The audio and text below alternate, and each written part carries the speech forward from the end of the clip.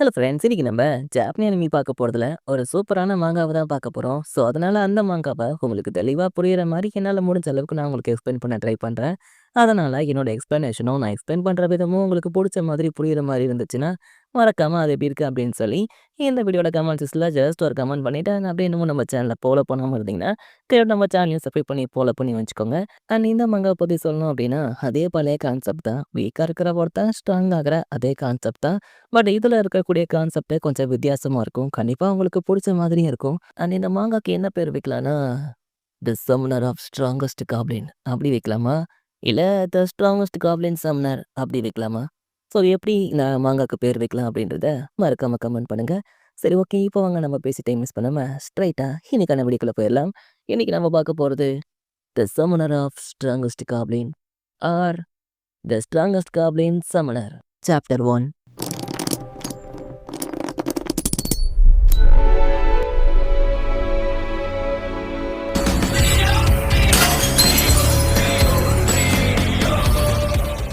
கதையோட ஆரம்பத்துல ஒரு வாரியர் சண்டை போட்ட டயர்ட்ல பயங்கரமா மூச்சு வாங்கிட்டு இருக்கிற மாதிரி காட்டுறாங்க. அப்போ இதுதான் இந்த ஹை லெவல் டஞ்சனோட பாஸா அப்படின்னு அவன் எதையோ பார்த்து சொல்ல, பார்த்தா லெவல் 67ல இருக்கக்கூடிய சிவல் ஆர்மஸ்ன்னு ஒரு பயங்கரமான ரெக்கையே இல்லாத நெருப்பு கக்கக்கூடிய டிராகன் அவங்க முன்னாடி நின்றுக்கிட்டு இருக்கு. ஆக்சுவலா இது கூட தான் இவன் இவ்வளோ நேரம் ஃபைட் பண்ணிட்டு இருந்திருக்கான். பட் அது கூட இவன் ஒருத்த மட்டும் ஃபைட் பண்ணல. ஒரு பொண்ணு, ஒரு வயசானவர்னு இவனோட சேர்த்து இவங்க 3 பேரும் அது கூட ஃபைட் பண்ணியிருந்திருக்காங்க. பட் எவ்வளோதான் இவங்க அந்த டிராகனை அட்டாக் பண்ணாலும் அந்த டிராகனுக்கு எதுவுமே ஆகல. ஏன்னா, இவங்க நெனச்சு பார்த்தத விட அந்த டிராகன் ரொம்பவே ஸ்ட்ராங்கா இருக்கு. இத எப்பட்றா நம்ம தோற்கடிக்க போறோம் அப்படின்னு அவங்க யோசிச்சுட்டு இருக்கிற அதே சமயத்துல, அந்த டிராகன் இன்னொரு பவர்ஃபுல்லான அட்டாக் அவங்க மேல போடலான்னு வர, அச்சச்சோ! அது திரும்பவும் தாக்க போது. இந்த வாட்டி இந்த அட்டாக்கோட பேரியர் தாக்கு பிடிக்குமான்னு தெரியலையே! இப்போ நம்ம என்ன பண்றது அப்படின்னு அந்த வயசானவர் புலம்பிக்கிட்டு இருக்க, அப்ப திடீர்னு அந்த கிழவனோட ஃபேஸ் ரியாக்ஷன் மாறுது. என்னடான்னு பார்த்தா, அந்த டிராகனுக்கு முன்னாடி ஒரு குட்டி காப்ளின் தக்கா புக்கான்னு டான்ஸ் ஆடிக்கிட்டு இருக்கு. எது காப்ளினா? இத யார்றா ஊடால விட்டுறது அப்படின்னு அவங்கலாம் பார்த்துக்கிட்டு இருக்க. அப்ப அதே சமயத்துல அந்த டிராகன் அதோட பவர பூஸ்ட் பண்ணி முடிச்சுட்டு இவங்கள அட்டாக் பண்ணலான்னு வரும்போது, கரெக்ட்டா அந்த காப்ளின் அதோட வாயில கவ்விட்டு இருந்த அந்த கட்டைய எடுத்து ஒரே ஸ்லாஷ் தான். அடிச்ச அடியில அந்த அட்டாக்கையும் காணோம். அந்த டிராகனோட பாதியவே காணோம். அத பார்த்து அவங்க 3 பேரும், "என்னடா நடக்குதுங்க? அட்டாக்கும் காணாம போயிடுச்சு. அந்த டிராகனோட பாதியே காணாம போயிடுச்சு. ஒரு சாதாரண காப்ளினுக்குள்ள இவ்ளோ பவரா? இது எங்கிருந்துடா திடீர்னு வந்துச்சு? அது சரி, இவங்க 2 ஏன்டா ஒண்ணுத்துக்கு ஒண்ணு அடிச்சுக்கணும்?" அப்படின்னு இவங்கலாம் பேசிக்கிட்டு இருக்க. "எப்பா ஒரு நிமிஷம் அவசரப்படாதீங்க. இத யாரோ இங்க சம்மன் பண்ணியிருக்காங்க. அங்க பாருங்க மேல எவனோ ஒருத்தன் இருக்கான்" அப்படின்னு சொல்லி அந்த வயசானவர் சொல்ல, பார்த்தா மேல ஒருத்தன் வில்லத்தனமா சிரிச்சுட்டு இருக்கான். அது அவனேதான், அவனேதான் அந்த காப்ளின் சம்மனர் அப்படின்னு அவங்க சொல்ல, ஸோ இப்போதான் டைட்டில் கார்டே போடுறாங்க. தி ஸ்ட்ராங்கஸ்ட் காப்ளின் சம்மனர்ன்னு. அண்ட் இவன் தான் அந்த கதையோட ஹீரோவும் கூட. ஆக்சுவலா இதுக்கு முன்னாடி நம்ம ஹீரோ கன்ஸ்ட்ரக்ஷன்ல முட்டை தூக்கி பொழைக்கிற ஒரு சாதாரண கூலி தொழில் நிலையத்தா இருந்திருப்பான். வாழ்க்கையில கஷ்டப்பட்டு உழைச்சா முன்னேறலாம்னு எல்லாரும் சொல்லுவானுங்க. ஆனா அதெல்லாம் சும்மா வெறும் கட்டுக்கதை.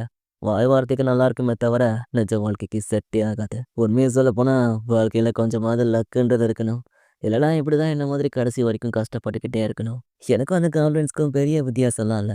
அதுங்க எப்படி இந்த குப்பை மாதிரி இருக்கிற டஞ்சன்ல எதுக்கும் பயன்படாம, எதிர்த்து சண்டை போடக்கூட தைரியம் இல்லாம, அடி வாங்குறதுக்குன்னு அளவெடுத்து வச்ச மனுஷரா வேஸ்ட்டா வாழ்ந்துகிட்டு இருக்குங்களோ, அதே மாதிரி தான் நானும் இங்க வாழ்ந்துகிட்டு இருக்கேன். எவனுக்கும் எதுலயோ லக் அடிக்குது. லாட்டரியில கூட லக் அடிச்சு பணக்காரன் ஆக்குறான். ஆனா, வாழ்க்கை எனக்கு மட்டும் டிக்கி அடிக்குது. என்ன வாழ்க்கடா அது!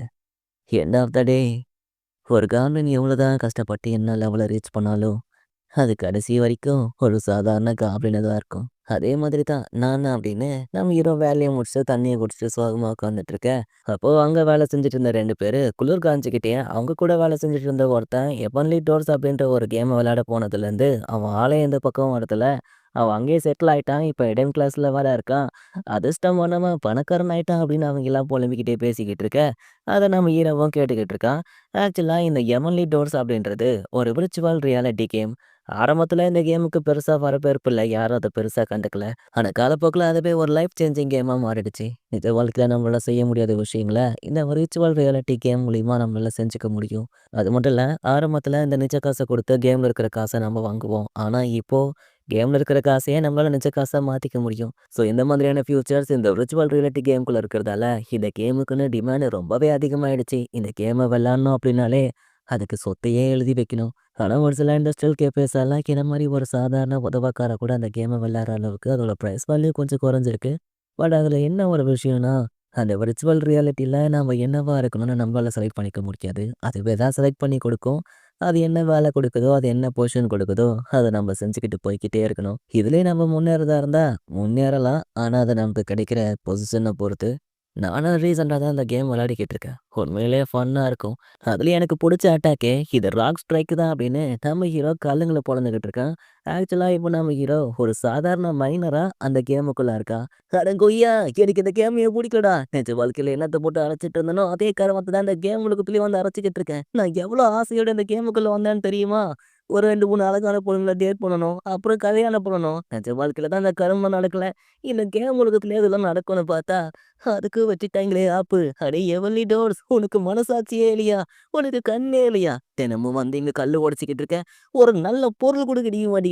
என்ன வாழ்க்கடா அது அப்படின்னு நம்ம ஹீரோ பொலம்பிக்கிட்டே உடைச்சிட்டு இருக்க. அப்ப அவனுக்கு சடனா பச்சை கலர்ல ஒரு சுப்பீரியர் ஹீலிங் ஸ்டோன் கிடைக்குது. இது எப்படியும் 20,000க்கு மேல போகும். இத்தன நாள் உழைச்சதுக்கு இன்னைக்கு தான்டா ஒரு நல்ல பலன் கிடைச்சிருக்கு அப்படின்னு போதை கண்ட நாய் மாதிரி நம்ம ஹீரோ அந்த கிஸ்ல நக்கு நக்கு நக்கிட்டு இருக்கான். அப்போ அந்த இடத்துல ஒரு பொண்ணு வந்து ஹே ஹேண்ட்ஸம்னு கூப்பிட, யார்ரா அது அப்படின்னு நம்ம ஹீரோ திரும்பி பார்த்தா, ஒரு அழகான பொண்ணு. பின்னாடி காட்டு எருமை மாதிரி 2 பேர் வந்திருக்காய்ங்க. அவங்கள கண்டுக்க வேணாம். ஆனா இந்த பொண்ணு செம்ம ஹாட்டா இருக்கு அப்படின்னு நம்ம ஹீரோ அந்த பொண்ண பார்த்து சொல்லி ஊத்திக்கிட்டு இருக்க. அப்ப அந்த பொண்ணு உங்கள டிஸ்டர்ப் பண்ணதுக்காக எங்கள மன்னிச்சிடுங்க அப்படின்னு நம்ம ஹீரோ கிட்ட பேச ஆரம்பிக்கிறா. ஆக்சுவலா இவங்க இந்த டஞ்சன எக்ஸ்ப்ளோர் பண்றதுக்காக வந்திருக்காங்களாம். ஆனா இதுக்கு மேல அவங்க போகக்கூடிய வழிய ஒரு பெரிய ஓர் மறைச்சுக்கிட்டு இருக்கிறதால அத பிரேக் பண்ணிட்டு இவங்களால அதுக்குள்ள போக முடியலையாம். ஏன்னா இந்த ஓர் அப்படின்றது சாதாரண பாறையெல்லாம் கிடையாது. பல உலோகங்களால் ஆன ரொம்ப ஸ்ட்ராங்கான பாறை. அத பிரேக் பண்றதுக்கு மைனிங் ஸ்கில் ரொம்பவே அவசியம். இப்போ பார்ட்டி மெம்பர்ஸ்லாம் என்னதான் கொஞ்சம் ஸ்ட்ராங்கா இருந்தாலும், அவங்க யாருக்குமே மைனிங் ஸ்கில்லே கிடையாதாம். ஆனா உங்கள பார்த்தா ரொம்ப ஸ்ட்ராங்கான ஆள் மாதிரி தெரியுது. கண்டிப்பா அவங்களோட மைனிங் ஸ்கில்லும் ஹையா தான் இருக்கும்னு நெனைக்கிறேன். அதனால எங்களுக்காக அந்த ஓர உடைச்சு குடுத்து நாங்க அதுக்குள்ள போறதுக்கு உதவி செய்ய முடியுமா? அப்படின்னு அந்த பொண்ணு நம்ம ஹீரோ கிட்ட கேட்குறா.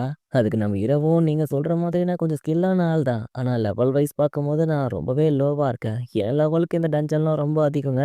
இதுக்குள்ள போனா என் உயிருக்கெல்லாம் உத்தரவாதம் இருக்காதுங்களே அப்படின்னு நம்ம ஹீரோ சொல்ல, அட உள்ள வர மான்ஸ்டர பத்திலாம் நீங்க கவலைப்படாதீங்க. அதுங்கள நாங்க அடிச்சு பந்தாடி உங்க உயிருக்கு எந்த ஒரு ஆபத்தும் இல்லாம உங்கள நாங்க பத்திரமா பார்த்துக்கிறோம். அது மட்டும் இல்லாம நீங்க மைண்ட் பண்ணி உங்களுக்கு கிடைக்கக்கூடிய அந்த ரேரான ஸ்டோன்ஸ கூட நீங்களே எடுத்துக்கலாம். நாங்க பங்கெல்லாம் கேட்க மாட்டோம். எங்களுக்கு மத்த டிராப்ஸ் கிடைச்சாலே போதும். வேணா அதுல கூட நாங்க பங்கு தரோம்ப்பா. தயவு செஞ்சு முடியாத மட்டும் சொல்லிடாத. ஏன்னா இந்த பொண்ண நாங்க இதுக்கு கூட லாக்கி இல்லன்னு எங்கள ரொம்ப அசிங்கப்படுத்தும். ஒரு ஆம்பள மனசு இன்னொரு ஆம்பளைக்கு தான் புரியும். ஸோ புரிஞ்சுக்கப்பா அப்படின்னு கொம்ப வச்ச ஹெல்மெட் போட்டவன் நம்ம ஹீரோ கிட்ட கேட்க, ஆக்சுவலா இந்த டீலிங் என்னமோ நல்லா தான் இருக்கு. இவங்க கூட போனா இவங்க அடிக்கிற ஒவ்வொரு கில்லுக்கும் அந்த எக்ஸ்பீரியன்ஸ் பாயிண்ட் ஏறும். அண்ட் அது மட்டும் இல்லாம டீப்பான டஞ்சனுக்குள்ள ரேரான ஸ்டோன் கிடைக்கிறதுக்கும் வாய்ப்பு இருக்கு. அண்ட் அதே சமயத்துல பயங்கரமான மோட்டார்ஸ் இருக்கிறதுக்கும் வாய்ப்பு இருக்கு. அதுங்க கிட்ட மாட்டி என் உயிர் போச்சுன்னா என்ன பண்றது அப்படின்னு நம்ம ஹீரோ வச்சுட்டு இருக்க. அப்ப அந்த பொண்ணு டக்குன்னு நம்ம ஹீரோவோட கைய புடிச்சு, தப்பா நினைச்சுக்காதீங்க. உங்க கை பாறை மாதிரி ரொம்பவே ஸ்ட்ராங்கா இருக்கு. உங்கள மாரி ஒருத்தர தான் என்ன மாரி பொண்ணுங்களுக்கு ரொம்பவே பிடிக்கும். நீங்க அந்த பாறைய ஒரு அடியில அடிச்சு உடைக்கிற உங்க ஸ்டைல் இருக்கே, அத சொல்ல வார்த்தையே இல்ல. ஸோ ப்ளீஸ் உங்க பலமான கைகளால எங்களுக்கு உதவி செய்ய முடியுமா? அப்படின்னு அந்த பொண்ணு நம்ம ஹீரோ கிட்ட பழியிற மாரி பேச, அதுலயும் நம்ம ஹீரோ மட்டும் ஆயி, அடுத்த செகண்டே அவளுக்கு ஓகே சொல்லிட்டு, இப்ப அவங்களுக்கு ஹெல்ப் பண்றதுக்காக அந்த டஞ்சருக்குள்ளேயும் போயிட்டான். இப்ப நம்ம ஹீரோ எதையா பார்த்து பயந்து நடுங்கிட்டு இருக்கான். பார்த்தா முன்னாடி கிரே கலர்ல ஒரு வோல்ஃப் நின்னுகிட்டு இருக்கு. அது வெறும் லெவல் 7ல தான் இருக்கு. ஆனா நம்ம ஹீரோ அத விட லோ லெவல்ல இருக்கான். அதாவது லெவல் 3ல இருக்கான். அவ்வளோதான் போச்சு. இதுங்க இன்னைக்கு என்ன தின்னு ஏப்ப விட போகுது அப்படின்னு நம்ம ஹீரோ பயந்துகிட்டு இருக்க. அப்போ அதுங்களும் நம்ம ஹீரோவ அட்டாக் பண்ணலான்னு வர, அப்ப அந்த பொண்ணு சாலமண்டர் ஃப்ளேம்னு ஒரு அட்டாக்க போட்டு அந்த வுல்ஃப்ஸ அடிச்சு பறக்க விடுறா. அண்ட் இந்த பொண்ணோட பேரு கத்ரீனா. லெவல் 13ல இருக்கா. ஒரு மேஜிஷியன். அடேங்கப்பா! இவ ரொம்ப ஸ்ட்ராங்கா இருக்கா அப்படின்னு நம்ம ஹீரோ மனசுல யோசிச்சுட்டு இருக்க. அப்ப அந்த பொண்ணு, நல்ல வேளை உங்களுக்கு எதுவும் ஆகல. உங்களுக்கு ஏதாவது ஆயிடுமோன்னு நான் எவ்வளோ பயந்து போயிட்டேன் தெரியுமா? இத பாருங்க இந்த இடம்லாம் கொஞ்சம் ஆபத்தானதா இருக்கு. அதனால நீங்க என் கூடயே இருங்க. என்ன விட்டு போயிடாதீங்க அப்படின்னு அந்த பொண்ணு சொல்ல, எது கூடயே இருக்கணுமா? ஆஹா! என்ன இவ்வளோ அக்கறை காட்டுறா? போய் இந்த டஞ்சனுக்குள்ளேயே என்னோட காதல் மலரணும். பரவால்ல, பரவால்ல. இதுவும் நல்லா தான் இருக்கு அப்படின்னு நம்ம ஹீரோ மனசுல வச்சுட்டு இருக்க. இது பக்கம் அந்த பொண்ணுக்குள்ள வந்த இன்னொருத்தன் அங்க இருக்கிற வுல்ஃப்ங்க எல்லாத்தையும் அசால்ட்டா அடிச்சு போட்டுக்கிட்டு, "நீ எதுக்கும் பயப்படாதப்பா. எங்களுக்கு இந்த டஞ்சனுக்குள்ள போறதெல்லாம் பார்க்ல வாக் போற மாதிரி, இந்த மான்ஸ்டர்ஸ அடிச்சு பறக்க வரதெல்லாம் காக்கா குருவிங்கள ஓட்டுற மாதிரி அசால்ட்டா அடிச்சு போட்டுட்டு போய்க்கிட்டே இருப்போம். ஸோ இந்த மாதிரியான ஸ்கில்ல ஃபோக்கஸ் பண்ணா தான் ஸ்ட்ராங்காவும் இருக்க முடியும். ஒரு வாரியராவும் இருக்க முடியும். அத விட்டுட்டு உதவாத மைனிங் ஸ்கில்ல போய் எவனாவது ஃபோக்கஸ் பண்ணுவானா? பட் என்ன பண்றது? இப்போ எங்களுக்கு உன்னோட உதவி தேவைப்பட்டிருக்கு. ஏன்னா, எங்களுக்கு அந்த ஓருக்கு பின்னாடி என்ன இருக்குன்றத தெரிஞ்சுக்கணும். அதனால அத உடைக்க எங்களுக்கு உன்னோட உதவி தேவை. இல்லன்னா வெறும் மைனிங் ஸ்கில் மட்டும் வச்சிருக்கிற.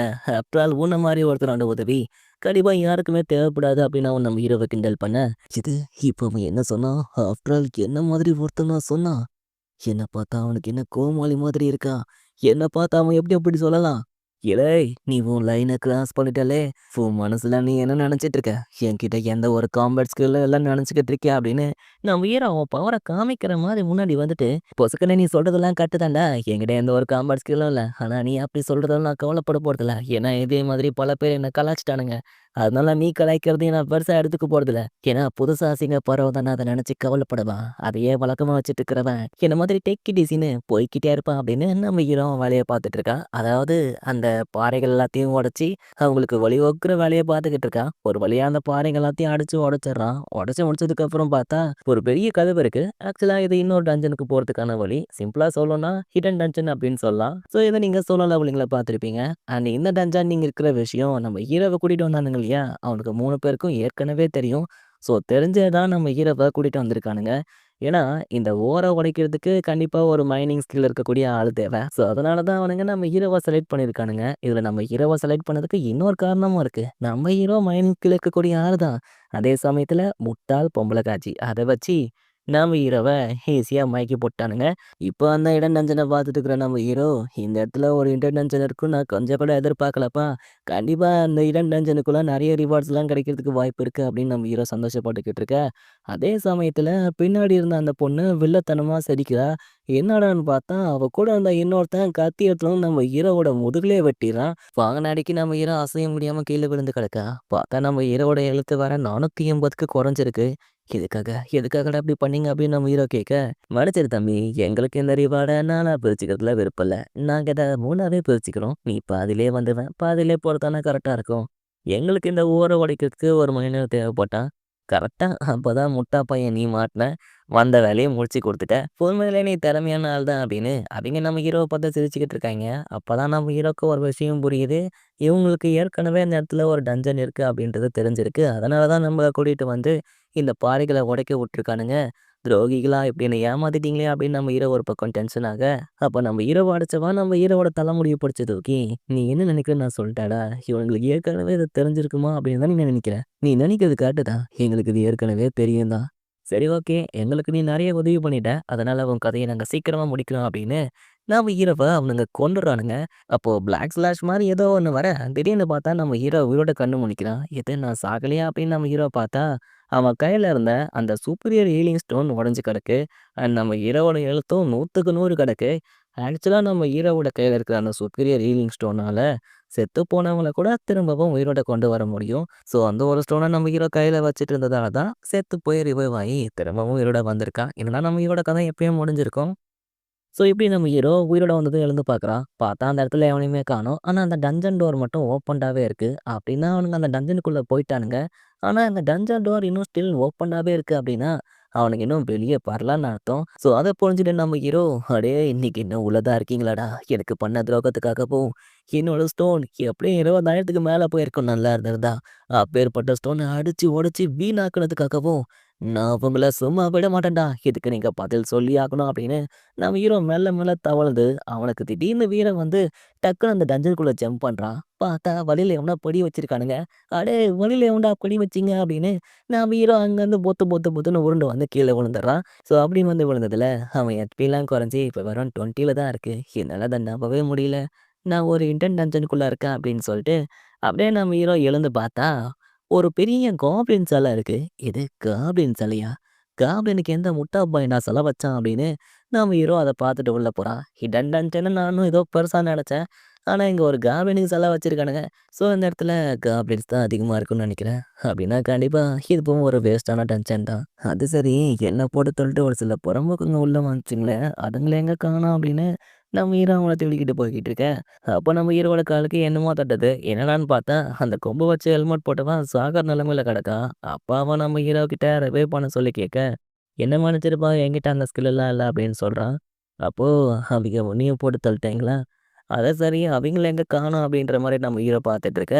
அப்ப திடீர்னு அந்த சிஸ்டம் நம்ம ஹீரோவ அலர்ட் பண்ணுது. என்னடான்னு பார்த்தா, நம்ம ஹீரோ இருக்கக்கூடிய இந்த டஞ்சன் நம்ம ஹீரோட லெவலுக்கு ரொம்ப ரொம்ப அதிகமானதாம். அதனால சீக்கிரமா இங்கேருந்து வெளிய போங்க அப்படின்னு வார்னிங் ஸ்க்ரீன் நம்ம ஹீரோ முன்னாடி ஷோ ஆயிட்டு இருக்கு. அப்படியே அத நம்ம ஹீரோ பார்த்துட்டு இருக்கிற அதே சமயத்துல, அப்ப அந்த பொண்ணு கத்துற சத்தம் கேட்குது. என்னடான்னு திரும்பி பார்த்தா, நம்ம ஹீரோவ கொன்னவனா ஏதோ ஒண்ணு கையால புடிச்சு நசுக்கிட்டு இருக்கு. அந்த பொண்ணு காலால போட்டு நசுக்கிட்டு இருக்கு. அப்படியே ஜூம் அவுட் பண்ணா, அதோட மூஞ்சி பார்க்கறதுக்கு புழு மாதிரி பார்க்கறதுக்கு பயங்கரமாவே இருக்கு. அத பார்த்த நம்ம ஹீரோ பயத்துல ஆடி போயிடுறான். அப்படியே அந்த மான்ஸ்டர் நம்ம ஹீரோவ கொன்னவன அப்படியே கடிச்சு சாப்பிட ஆரம்பிக்குது. இப்பதான் ஒரு விஷயத்த காமிக்கிறாங்க. ஆக்சுவலா நீங்க இந்த கேம ஒரு நார்மலான கேம்னு நெனச்சிருக்கலாம். செத்து போனா திரும்பவும் உயிரோட வந்துரலாம் அப்படின்னு நீங்க நெனைக்கலாம். ஆனா அதுதான் தவறு. இந்த கேமுக்குள்ள செத்து போயிட்டாக்க, உங்களோட பிரைன் நர்வ் டேமேஜ் ஆயிடும். அதாவது பிரைன் டெட். நீங்க கோமாக்கு போயிடுவீங்க. ஏன்னா, இது ஒரு reality game. Virtual reality game. So இங்க நடக்கக்கூடிய எல்லாமே ரியலா இருக்கணும். அண்ட் இங்க நடக்கக்கூடிய சண்டை, அப்புறம் ஃபீலிங்ஸு, வலி எல்லாத்தையுமே நீங்க உணரணும் அப்படின்றதுக்காக, இந்த கேம் கூட உங்களோட பிரைன் நர்வ்ஸ்லாம் கனெக்ட் ஆயிருக்கும். ஸோ இவ்ளோ பெயின நீங்க ஒரே டைமுக்கு உங்க மூளைக்கு குடுக்கும்போது, கண்டிப்பா உங்க பிரைன் டெட் ஆகறதுக்கும், நீங்க கோமாக்கு போறதுக்கும் அதிகமான வாய்ப்பு இருக்கு. ஸோ இப்படி ஒரு விஷயம் இந்த கேம்குள்ள இருக்கு. ஏதோ நம்ம ஹீரோ கிட்ட அந்த சூப்பீரியர் ஹீலிங் ஸ்டோன் இருந்ததால, நம்ம ஹீரோவோட பிரெயின் அதிகமா டேமேஜ் ஆக்காம திரும்பவும் நம்ம ஹீரோ உயிரோட வந்துட்டான். இல்ல நம்ம ஹீரோவோட கதை அப்பவே முடிஞ்சு போயிருக்கும். ஆனா இப்போ நம்ம ஹீரோ கிட்ட அந்த ஹீலிங் ஸ்டோனும் இல்ல. இப்போ அந்த மான்ஸ்டர் கிட்ட மாட்டுனா, கோத்தா கதையே முடிஞ்சிடும். ஆளவங்கடா சாமி அப்படின்ட்டு நம்ம ஹீரோ அங்கேருந்து நைஸா கிளம்பலான்னு போறான். நீங்க தான்ப்பா எனக்கு துரோகம் பண்ணீங்க. நான் உங்களுக்கு எதுவும் துரோகம் பண்ணல. நீங்க வந்தீங்க, நீங்க சாவுறீங்க. நான் இங்கேருந்து சாகறேன்டா சாமி.